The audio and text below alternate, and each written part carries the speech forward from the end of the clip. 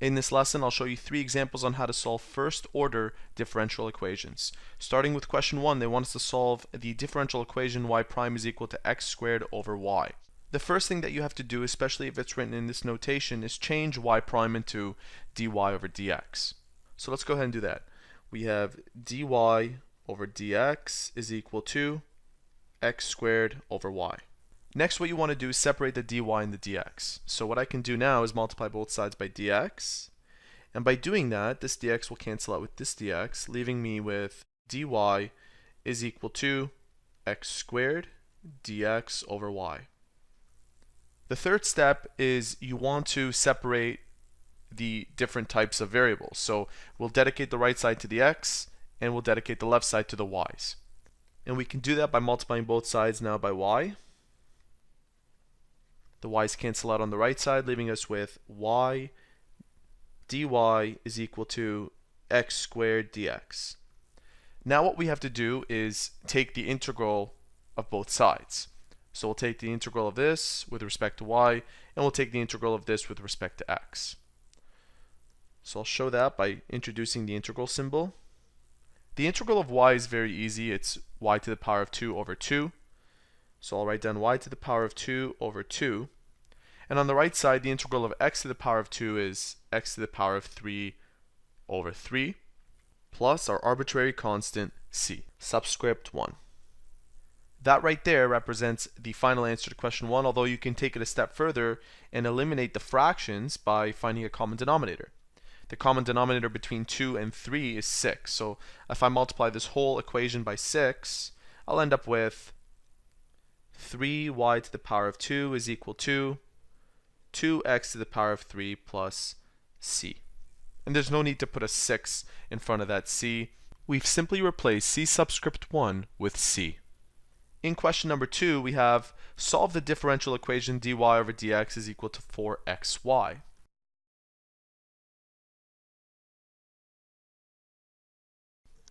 Notice that this is already in dy over dx notation, so that's good. What I'll do next is multiply both sides of this equation by dx, giving me dy is equal to 4xy dx. Now I need to separate the x and the y, and I can do that by dividing both sides by y. If I divide both sides by y, I end up with the following. I have 1 over y dy is equal to 4x dx. Our next step is to take the integral of both sides with respect to the letter that they represent. So I'll take the integral of this with respect to y, and the integral of this expression with respect to x. Starting with the right side because it's easier, the integral of 4x, we will raise this power by 1, making it 2. And then we'll take that sum and divide the expression by it, making it 4 over 2, which is 2 times x to the power of 2. 2x to the power of 2 plus c.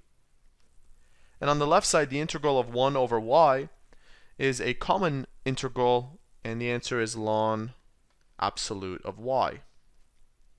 Now you can leave it in this format, you're technically done, but if you want to take it a step further without using ln, you can now raise both the left and the right side to powers of base e. So if I raise this left side to the base e and the right side, ln and base e will cancel out, giving us y on the left side, and those are absolutes, is equal to e to the power of 2x to the power of 2 plus c, our constant. Now you have an option here. You can take this a step further by giving this e to the c as well, where you have the absolute of y, e to the power of 2x squared, e to the power of c. I'm using the laws of exponents here to change this expression down to this expression. And what I can do further is replace e to the power of c with another constant k. Since k can be positive or negative, we can remove the absolute value symbol from y, leaving us with our final expression of y is equal to k, our constant, times e to the power of 2x to the power of 2. And moving forward from here, we will often interchange one arbitrary constant with another of a different form that will help us simplify an expression. Question 3 in this video is rated the hardest, and the reason why is because it uses logarithms. Let's start by reading the question. Solve the differential equation dy over dx is equal to y over 5 minus x. So my first step here is to separate dy and dx, and I can do that by multiplying both the left and the right side by dx, and here's what I will get if I do that. I'll end up with dy is equal to y over 5 minus x dx. Next, what I'll do is divide both sides by y, and if I divide both sides by y, let's pretend I introduce a y right here. This y and this y will cancel out, leaving me with, on the left side, 1 over y dy, and on the right side, 1 over 5 minus x dx. Now I need to take the integral of both the left and the right side. The left side is easier than the right side. In fact, it's ln absolute of y, just like in question number 2.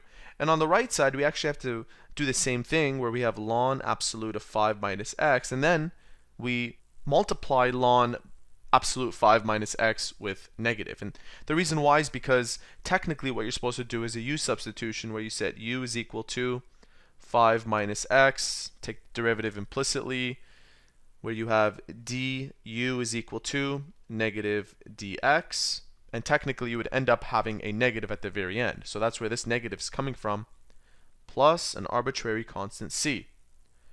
What I'll do next is bring both terms to one side so that I can use the rules of logarithms to combine them. Here's what I mean. I'll take this term over to the left side. This makes it ln absolute y plus ln absolute 5 minus x, and on the right side we still have c. When you add two logarithmic expressions together, this and this will multiply together.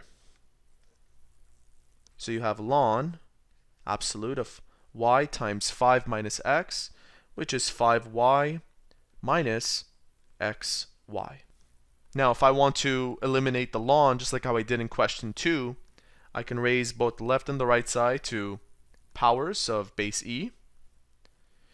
The e and the ln will cancel out, leaving me with, and I'll also factor this at the same time, I'll have y 5 minus x is equal to e to the power of c. And by dropping the absolute, I have to make sure that my constant can be both positive and negative, e to the power of c.